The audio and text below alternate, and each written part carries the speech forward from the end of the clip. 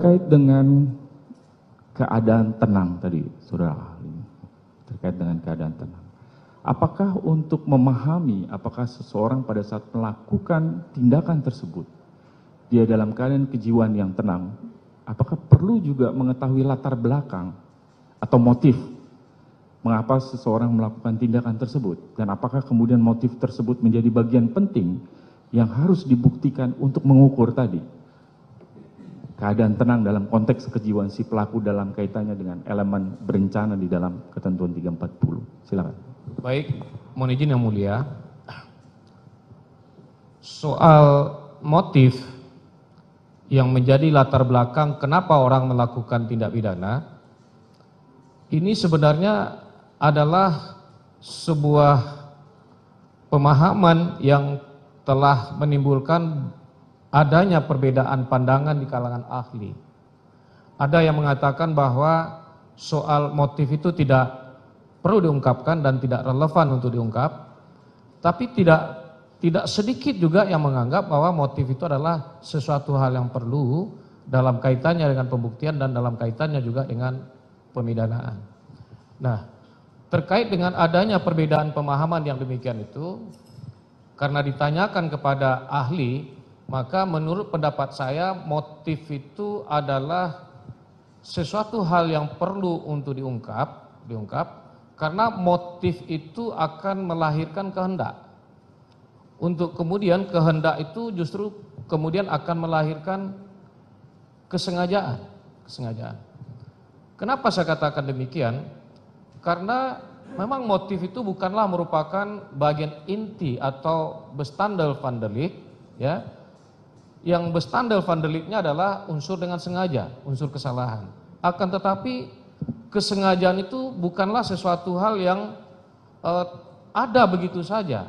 Kesengajaan itu bukanlah sesuatu yang turun dari langit dalam tanda petik. Akan tetapi ada peristiwa, ada yang melatar belakangi kenapa orang melakukan suatu perbuatan dengan sengaja. Jadi oleh karena itu, karena pentingnya untuk mengungkapkan itu, maka saya kira dalam konteks pembuktian terhadap unsur kesengajaan, motif itu menjadi penting dan relevan dia. Mungkin saya bisa memberikan sebuah ilustrasi, mohon izin yang mulia, karena demikian pentingnya motif itu untuk diungkap, tidak saja dalam kaitannya dengan pembuktian, akan tetapi juga kaitannya dengan menentukan berat ringannya pidana yang akan dijatuhkan kepada seorang pelaku. Saya pernah membaca buku yang ditulis oleh Profesor Ahmad Ali, guru besar hukum pidana Universitas Hasanuddin. Pada ketika dia menjelaskan sesuatu, dia mulai dari sebuah contoh kasus.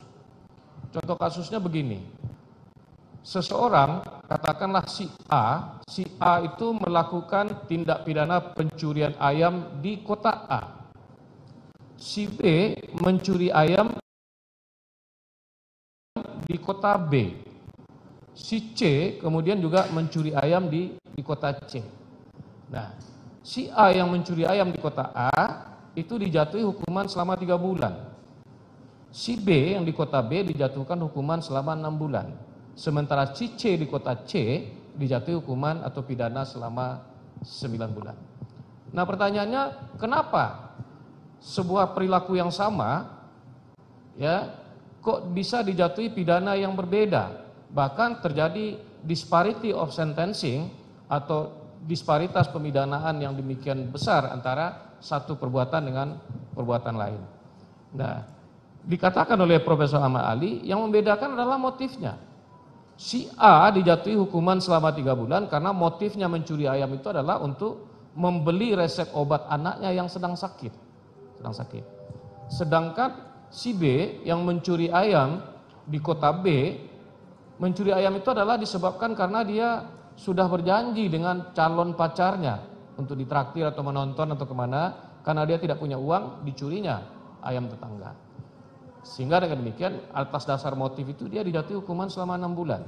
Tapi si C di kota C, dia mencuri ayam motifnya atau disebabkan karena dia sedang kecanduan, ketagihan narkotika. Nah, jadi dia mencuri ayam karena sedang ketagihan narkotika, maka itulah yang menjadi motif dia untuk mencuri ayam. Nah, dari gambaran atau ilustrasi kasus yang seperti ini, menurut pendapat saya motif itu sangat bermanfaat untuk menentukan berat ringannya pidana yang akan dijatuhkan di samping terkait dengan pembuktian unsur kesengajaan tadi. Demikian. Baik. Jangan lupa like, subscribe, dan share ya.